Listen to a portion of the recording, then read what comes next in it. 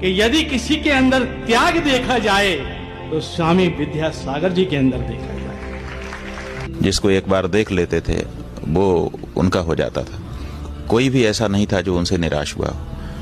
अत्यंत त्याग, अत्यंत तपस्या, अत्यंत तितिक्षा, क्या नहीं था उनमें जो साधुओं में होना चाहिए। मैंने संतत्व जीवन में यदि किसी को देखा और समझा और जाना, महसूस किया कि किस मार्ग पर हमको चलना चाहिए, हमारा मार्ग सत्य कैसे होना चाहिए, कैसे नियमों का पालन होना चाहिए, हमारे अंदर ईश्वर के प्रति क्या भावना होना चाहिए, किस प्रकार की श्रद्धा समाज और राष्ट्र के लिए होना चाहिए और हमको कितनी सुविधाओं से बचना चाहिए।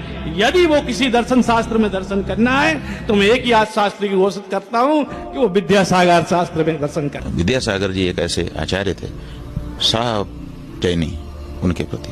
यही नहीं, हम सनातन धर्म के लोग भी उनका आदर करते थे।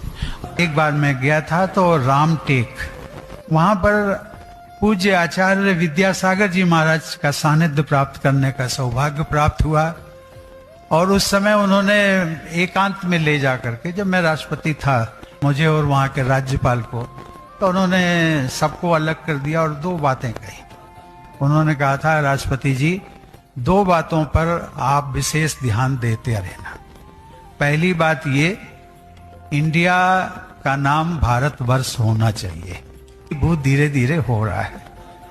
और दूसरी बात उन्होंने कही थी कि हिंदी भाषा का उपयोग, हिंदी भाषा हमारी न केवल राज्य भाषा, न केवल संपर्क भाषा, बल्कि राष्ट्र भाषा भी होनी चाहिए।